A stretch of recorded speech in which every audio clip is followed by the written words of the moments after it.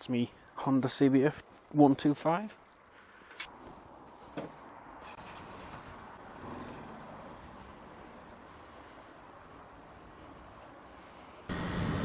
So yeah, first day back at work today after the festive period. Got myself a Drift Ghost S and testing it out basically. See what it's like at night, see what the mic position's like. I've seen a few motor vlogs recently where people have been talking about the setups and you think, well, it can't be that hard to set up, but then you start doing it yourself and it's just a right faff on.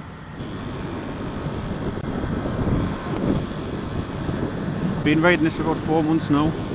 Decided to take my upgrade and do my direct access. I've already passed my mod 1, but because I'm an impatient idiot, I've already bought my bike. So my bigger bike, which is a Suzuki GSX 650F, is currently sitting in my garage, and my mod 2 isn't booked until 2.5 weeks time, and I might not even pass it first time. So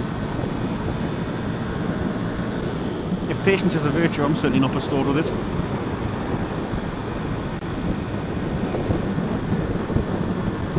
I mean, this is a great little bike. It's cheap as chips to run, but it's just so slow, as you'll see in a moment. I mean, that's full on the throttle now, and I mean, I'm a bit of a big bloke to be fair, but still 60 miles an hour. I actually passed my CBT the second time round. The first time I was a bit younger, I was about 21, and I'd been fantasising about having a motorbike for ages. I just think they're dead cool, as you do when you're that age. And I went to have my CBT, I went through all the manoeuvres, started to get a bit self-conscious, a bit, knocked my confidence a few times, and the person who was taking it decided to put me on one of the scooters instead. Started doing the manoeuvres on that, and it got to the point where we could actually go out on the roads, and I said, look, I'm just not confident, I'm not going to do it, and I walked home. And then, lo and behold, 5 years later, I get the urge to do it again. Oh, that's a nice cigarette, mate, cheers. I get the urge to do it again and absolutely walk it, and it's addictive, to say the least. One of the weirdest things for me being a new rider was the biker nod. I didn't know that such a thing existed, and then all of a sudden you get on a bike, once I pass my CBT, riding on the roads, and people are just bowing their heads to you, and I'm thinking, what, is there something wrong with my bike? Do I need to put my lights on? Idiot.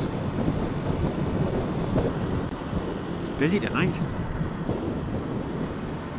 This is when I actually don't mind riding my bike, because when there's lots of traffic you can only go slow, and then it makes us feel a bit better than, well, that.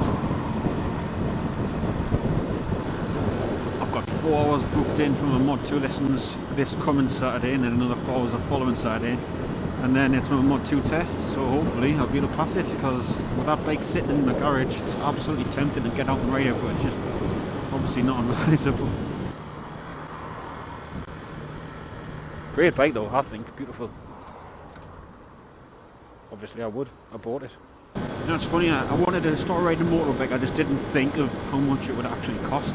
And I know that sounds so stupid, but you look at so many people riding them and you think, oh well, it's just one of those things that people do, but you couldn't actually get one yourself. You've got insurance, tax, petrol, you've got all the bits and bobs that you want to buy for your bike as well. I mean, I'm looking at exhaust for the Suzuki at the moment, and maybe get a Scorpion, or I don't know, what 2 brothers seem to do some quite good exhaust as well, but just the price of them, I mean, 200, 250, it's crazy.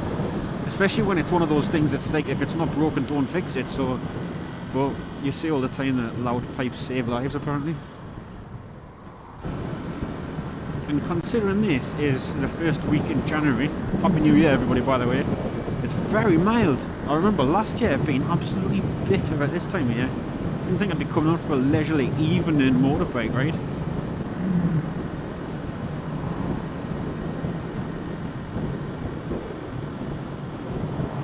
And editing the videos, oh my god, what is going on with that? I mean, you see motor vloggers, and most of them, they've got pretty good editing skills, you've got to say. I mean, I didn't realise how good they actually were until I had to try and give it a go myself, but my god, they put some effort in. It must take them absolutely hours.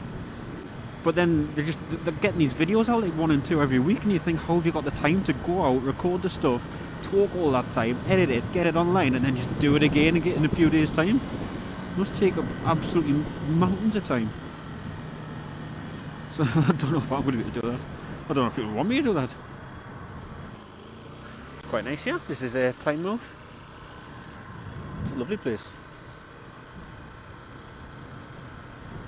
Cheers, gents. Quite a few nice pubs down here.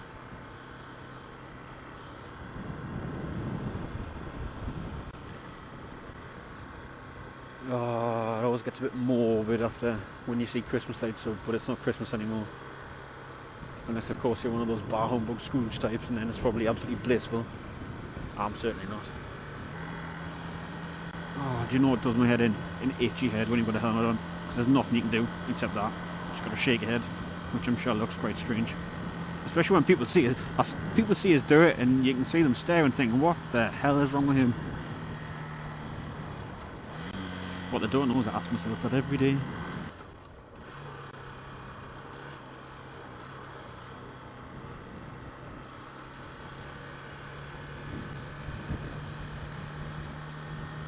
That dog was actually walking sideways.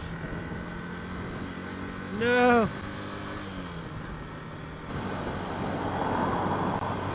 Someone's in a hurry. I would do that, but my bike doesn't go that fast.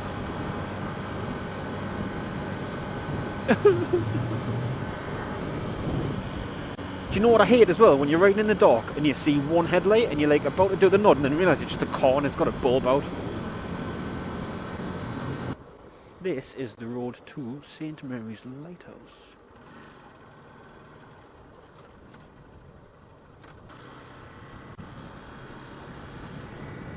Very strange. Maybe this is one of the local dogging sites. Hey! Should have brought a mask. Weird.